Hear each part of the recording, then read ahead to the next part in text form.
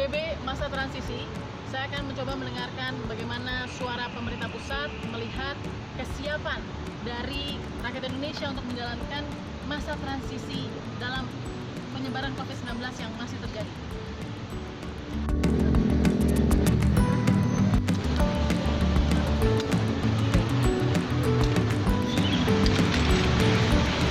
Taman jadi salah satu solusi untuk wartawan ya atau jurnalis khususnya tim fakta untuk membuat petisi-petisi atau opening closing biasanya, karena di sini adalah tempat yang terbuka, tidak banyak kerumunan, jadi aman.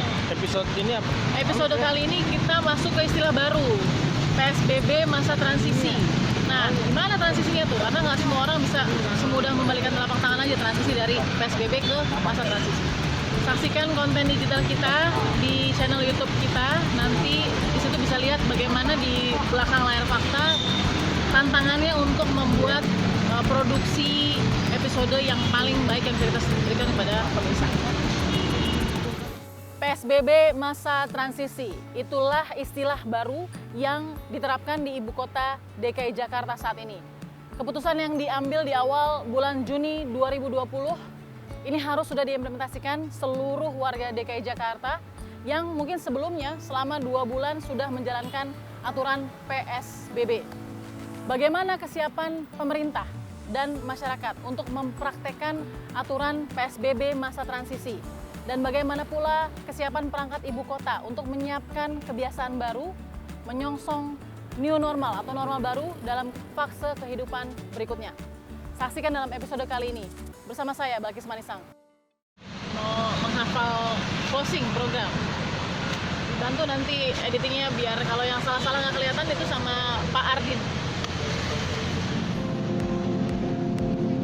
Yang aman sudah dijalankan. Namun ini kondisinya kalau sedang produksi, posisinya harus tetap jaga jarak, jaga keamanan dan cuci tangan. Jadi teman-teman juga harus lihat kondisi di pasar seperti apa. Pasar ramai ya, ini jam 12. Selamat tuh, bayaran. Ada.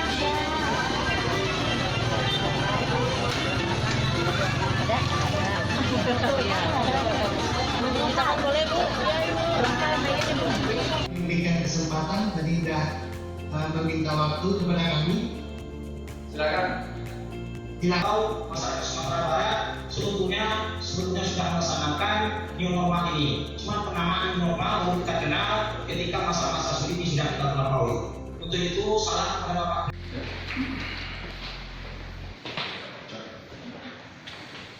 Kita masih berapa jauh ya? Namanya Kembang 3, 2, 1. Aku Mau pakai masker oh, di bawah ya? Ah, gitu? tidak Oh, ya. tidak tunduk. Oh ya, oke.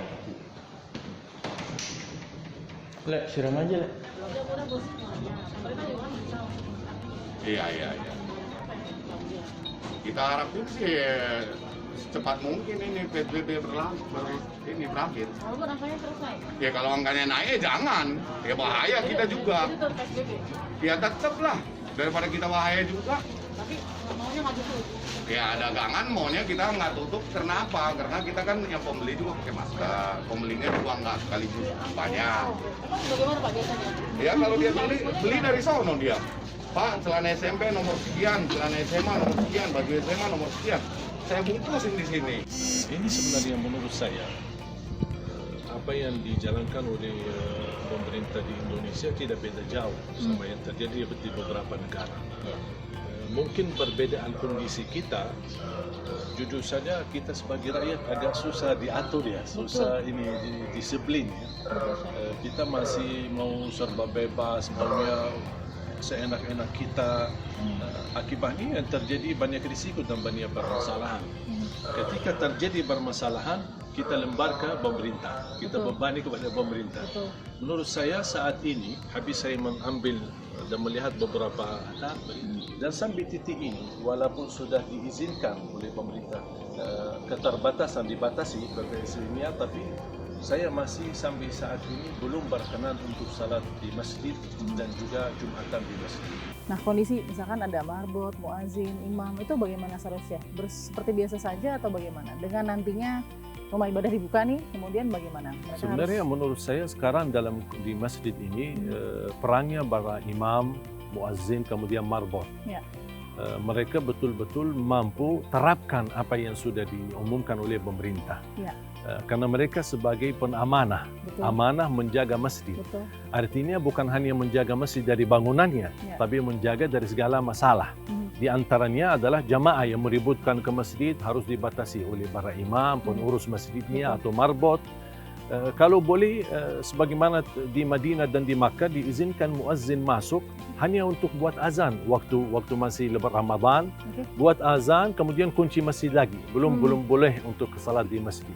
Ketika sudah mulai azan di masjid, mushaf dan buku-buku yang ada di masjid yang biasa disimpan di masjid buat orang baca semua diangkat, tidak boleh disimpan. Kenapa? Takut ada bersentuhan. Kamar mandi pun ditutup, kemudian karpet pun diangkat.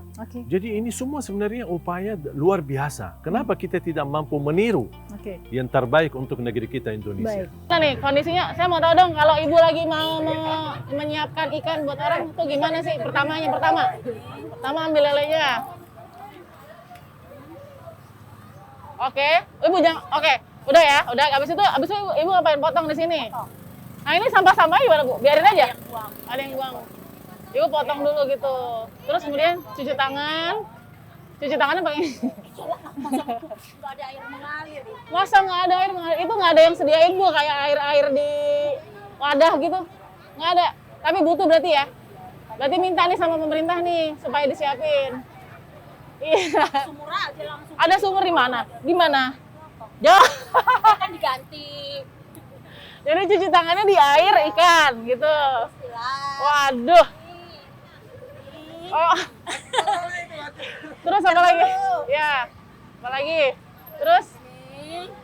Itu apa, Bu? Alkohol 70%. Oh.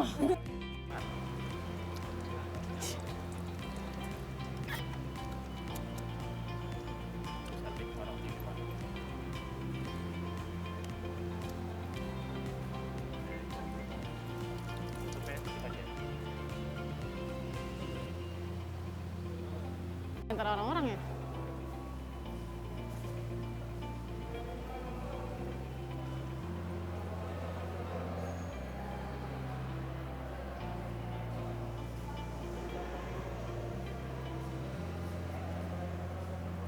Bapak, namanya siapa Pak?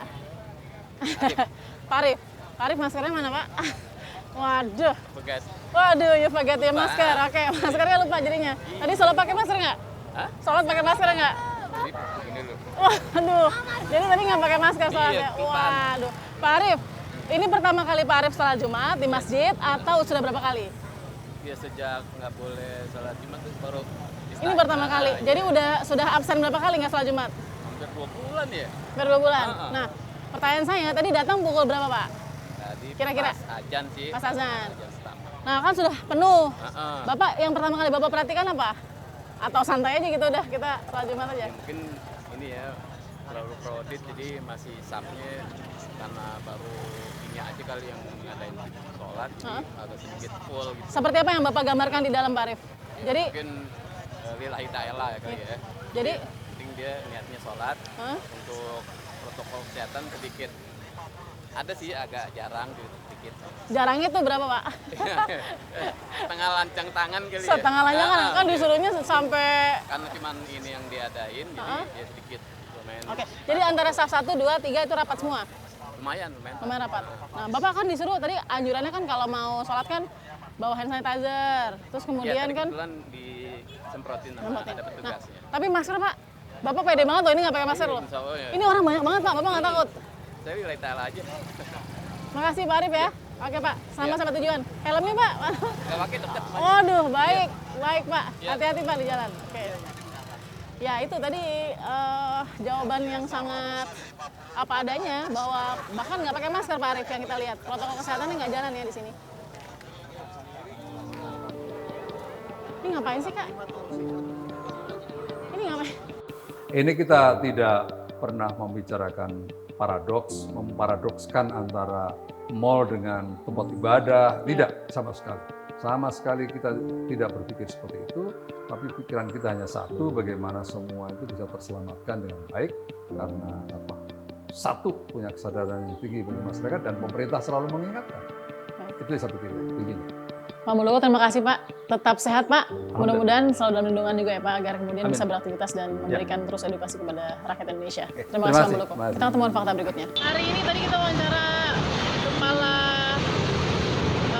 Staf Kepresidenan Pak Jenderal TNI Purnawirawan Muldoko. Terus kemudian kita juga wawancara masyarakat yang beberapa hari kemarin banyak bagaimana menjalankan normal baru. Sebenarnya kita juga bisa tanya ke teman-teman nih normal barunya gimana, karena nggak gampang juga buat kita kerja yang biasanya harus doorstep ya, untuk kemudian nanya gitu pendapat. Nah sekarang harus jaga fisik. Yang seru, ibu-ibu di pasar tradisional itu sangat menghibur karena apa adanya. Dia cerita bagaimana sih menjalankan normal baru susah. Pedagang-pedagang pasar juga cukup menarik gitu. Jelaskan dia juga nggak pernah pakai masker dan lain-lain. Jadi sebenarnya kita masih jauh di masa transisi ini. Untuk normal baru itu masih jauh, tapi pelan-pelan insya Allah bisa. Jadi yang seru justru masyarakat biasa memberikan jawaban-jawaban apa adanya dan itu jadi informatif untuk kita belajar lebih baik. Terus tonton. Jangan lupa tonton